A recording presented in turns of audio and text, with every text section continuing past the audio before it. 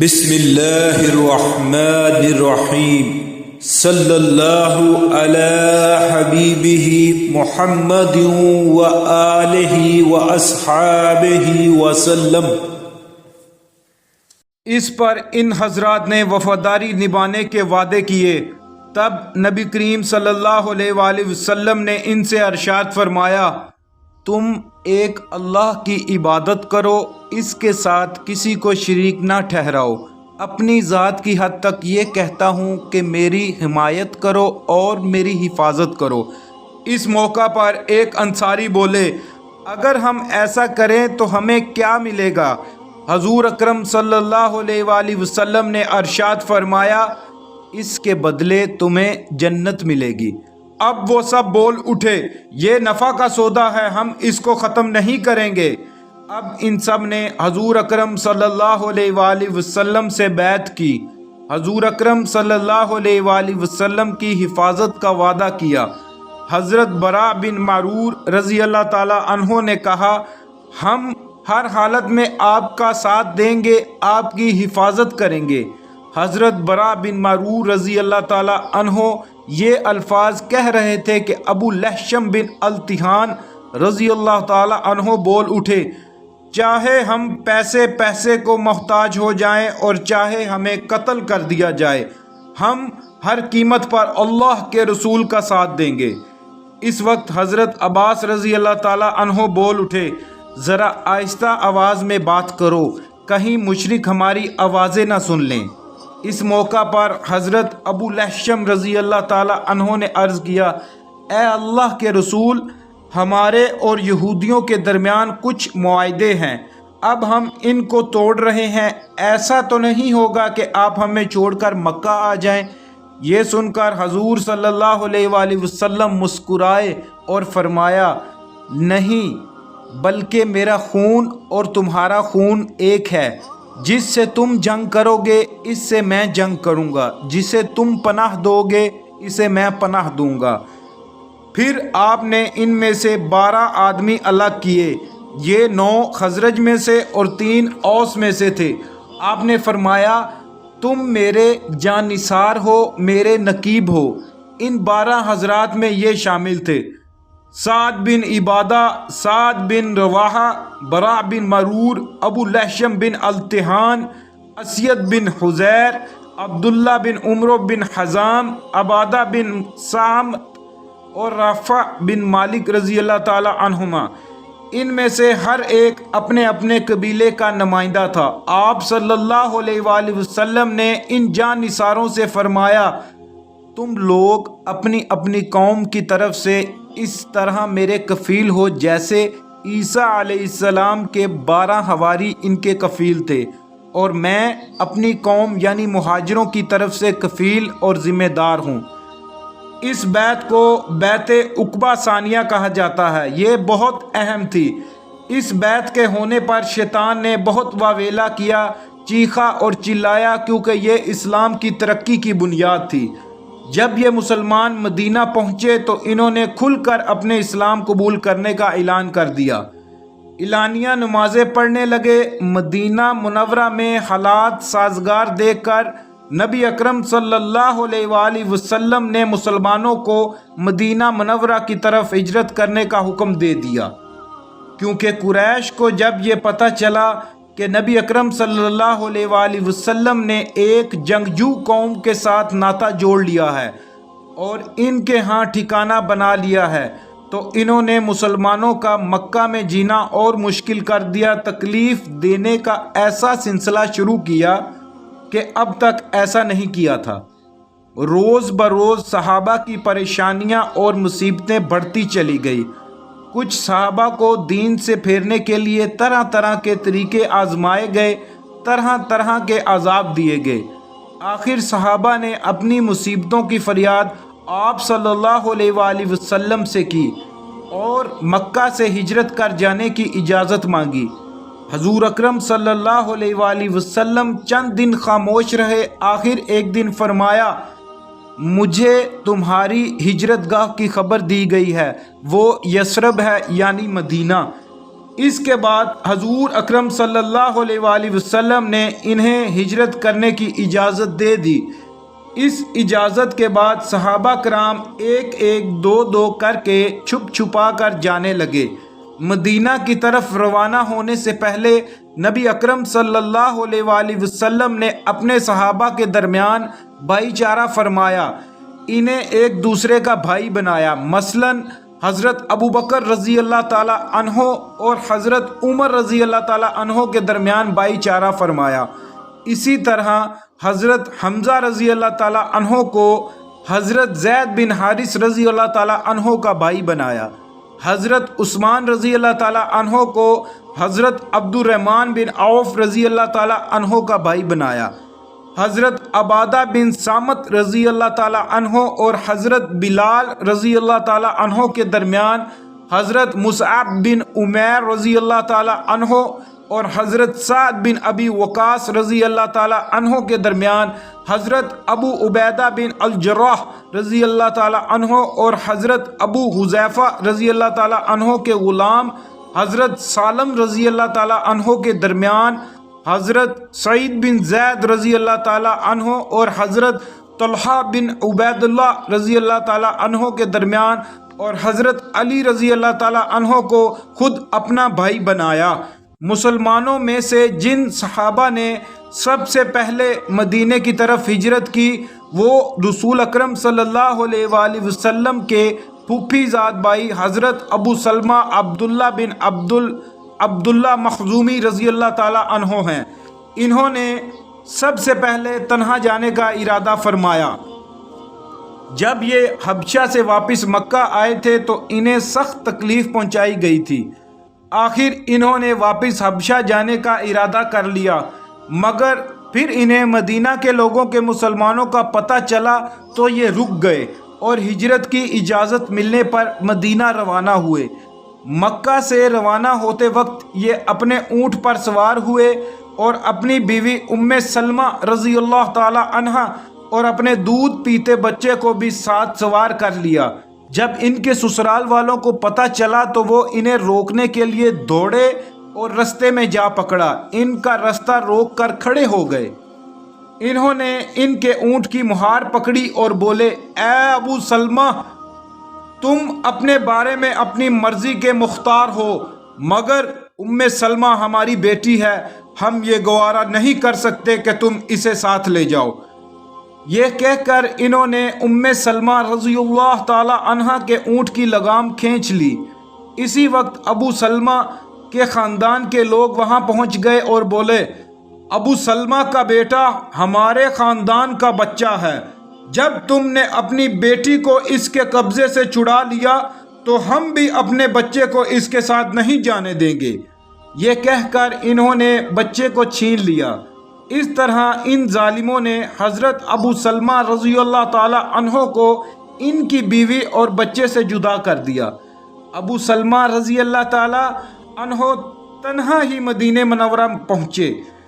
ام سلمہ رضی اللہ تعالی عنہا شوہر اور بچے کی جدائی کے غم میں روزانہ صبح سویرے مکے سے باہر مدینہ منورہ کی طرف جانے والے رستے میں جا کر بیٹھ جاتی اور روتی رہتی۔ ایک دن ان کا ایک رشتہ دار ادھر سے گزرا، اس نے انہیں روتے دیکھا تو ترس آ گیا۔ وہ اپنی قوم کے لوگوں میں گیا اور ان سے بولا، تمہیں اس غریب پر رحم نہیں آتا؟ اسے اس کے شوہر اور بچے سے جدا کر دیا، کچھ تو خیال کرو۔ آخر ان کے دل پسیج گئے۔ انہوں نے ام سلمہ رضی اللہ تعالی عنہا کو جانے کی اجازت دے دی۔ یہ خبر سن کر ابو سلمہ رضی اللہ تعالی عنہ کے رشتہ داروں نے بچہ ام سلمہ رضی اللہ تعالی عنہا کو دے دیا اور انہیں اجازت دے دی کہ بچے کو لے کر مدینہ چلی جائیں۔ اس طرح انہوں نے مدینہ کی طرف تنہا سفر شروع کیا۔ رستے میں انہیں حضرت عثمان بن طلحہ رضی اللہ تعالی عنہ ملے۔ یہ اس وقت تک مسلمان نہیں ہوئے تھے، کعبہ کی چابی بردار تھے۔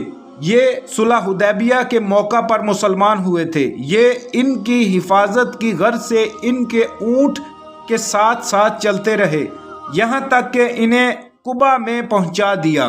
پھر حضرت عثمان بن طلحہ رضی اللہ تعالیٰ عنہ یہ کہتے ہوئے رخصت ہو گئے، تمہارے شوہر یہاں موجود ہیں۔ اس طرح ام سلمہ رضی اللہ تعالیٰ عنہ مدینہ پہنچی۔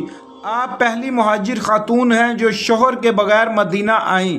حضرت عثمان بن طلحہ رضی اللہ تعالیٰ عنہ نے انہیں مدینہ پہنچا کر جو عظیم احسان کیا تھا، اس کی بنیاد پر یہ کہا کرتی تھی، میں نے عثمان بن طلحہ سے زیادہ نیک اور شریف کسی کو نہیں پایا۔ اس کے بعد مکہ سے مسلمانوں کی مدینہ آمد شروع ہوئی۔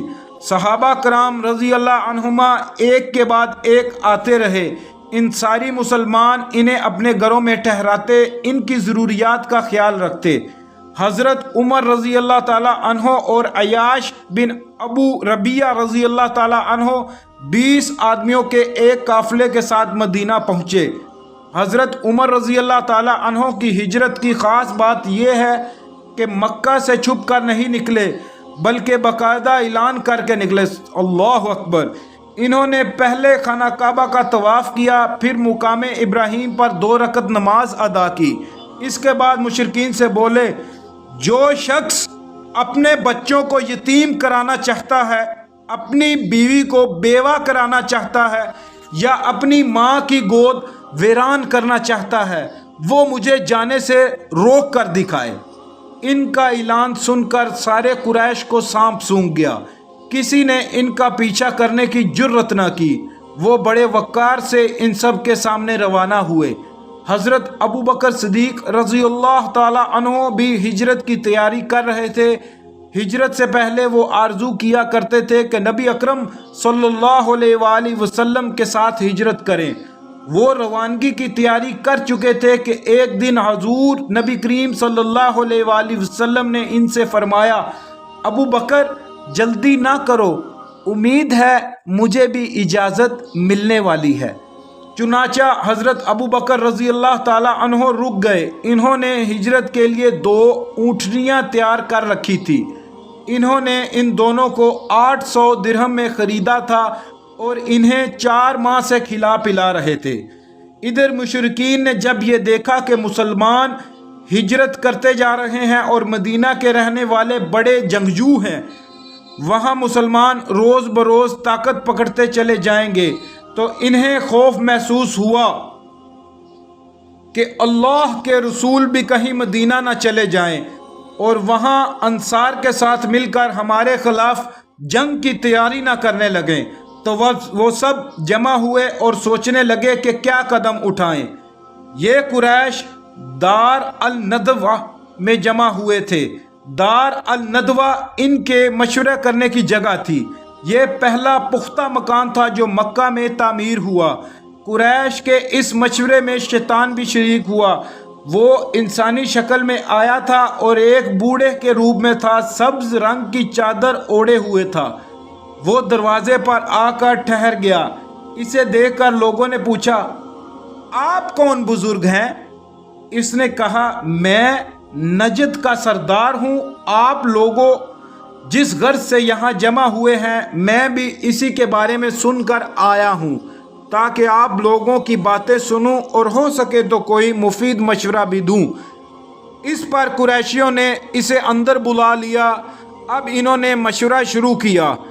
ان میں سے کوئی بولا، اس شخص یعنی رسول اللہ صلی اللہ علیہ وآلہ وسلم کا معاملہ تم دیکھ ہی چکے ہو۔ اللہ کی قسم، اب ہر وقت اس بات کا خطرہ ہے کہ یہ اپنے نئے اور اجنبی مددگاروں کے ساتھ مل کر ہم پر حملہ کرے گا، لہٰذا مشورہ کر کے اس کے بارے میں کوئی ایک بات طے کر لو۔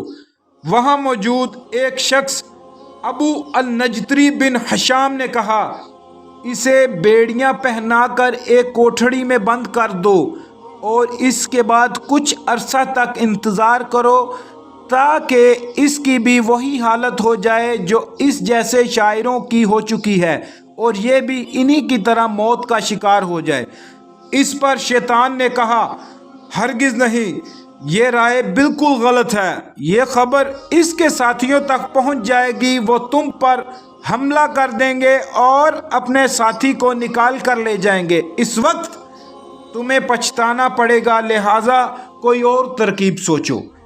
اب ان میں بحث شروع ہو گئی۔ اسود بن ربیعہ نے کہا ہم اسے یہاں سے نکال کر جلاوطن کر دیتے ہیں، پھر یہ ہماری طرف سے کہیں بھی چلا جائے۔ اس پر نجدی یعنی شیطان کہنے لگا یہ رائے بھی غلط ہے، تم دیکھتے نہیں اس کی باتیں کس قدر خوبصورت ہیں، کتنی میٹھی ہیں، وہ اپنا کلام سنا کر لوگوں کے دلوں کو موہ لیتا ہے۔ اللہ کی قسم اگر تم نے اسے جلاوطن کر دیا تو تمہیں امن نہیں ملے گا، یہ کہیں بھی جا کر لوگوں کے دلوں کو موہ لے گا، پھر تم پر حملہ آور ہوگا اور تمہاری یہ ساری سرداری چھین لے گا، لہٰذا کوئی اور بات سوچو۔ اس پر ابو جہل نے کہا میری ایک اور ہی رائے ہے اور اس سے بہتر رائے کوئی نہیں ہو سکتی۔ سب نے کہا اور وہ کیا ہے؟ ابو جہل کہنے لگا آپ لوگ ہر خاندان اور ہر قبیلے کا ایک ایک بہادر اور طاقتور نوجوان لیں، ہر ایک کو ایک ایک تلوار دیں، ان سب کو محمد پر حملہ کرنے کے لیے صبح سویرے بھیجیں، وہ سب ایک ساتھ اپنی تلواروں کا ایک بھرپور وار کریں، اس طرح اسے قتل کر دیں۔ استغفر اللہ۔ اس سے ہوگا یہ کہ اس کے قتل میں سارے قبیلے شامل ہو جائیں گے، لہٰذا محمد کے خاندان والوں میں اتنی طاقت نہیں ہوگی کہ وہ ان سب سے جنگ کریں، لہٰذا وہ خون بہا یعنی فدیہ کی رقم لینے پر آمادہ ہو جائیں گے، وہ ہم انہیں دے دیں گے۔ اس پر شیطان خوش ہو کر بولا ہاں یہ ہے اعلیٰ رائے، میرے خیال میں اس سے اچھی رائے کوئی اور نہیں ہو سکتی۔ چنانچہ اس رائے کو سب نے منظور کر لیا۔ اللہ تعالیٰ نے فوراً ہی جبرائیل علیہ السلام کو حضور اکرم صلی اللہ علیہ وآلہ وسلم کے پاس بھیج دیا۔ انہوں نے عرض کیا آپ روزانہ جس بستر پر سوتے ہیں آج اس پر نہ سوئیں۔ اس کے بعد انہوں نے مشرکین کی سازش کی خبر دی، چنانچہ سورہ انفال کی آیت 30 میں آتا ہے اور اس واقعے کا بھی ذکر کیجئے جب کافر لوگ آپ کی نسبت بری بری تدبیریں سوچ رہے تھے کہ آیا آپ کو قید کر لیں یا قتل کر ڈالیں یا آپ کو جلا وطن کر دیں، اور وہ اپنی تدبیریں کر رہے تھے اور اللہ اپنی تدبیر کر رہا تھا، اور سب سے زیادہ مضبوط تدبیر والا اللہ ہے۔ غرض جب رات 1/3 گزر گئی تو مشرکین کا ٹولہ حضور اکرم صلی اللہ علیہ وآلہ وسلم کے گھر تک پہنچ کر چھپ گیا۔ وہ انتظار کرنے لگا کہ کب وہ سوئیں اور وہ سب یکدم ان پر حملہ کر دیں۔ ان کفار کی تعداد 100 تھی۔ اللہ پاک پڑھنا اور سننا قبول فرمائے۔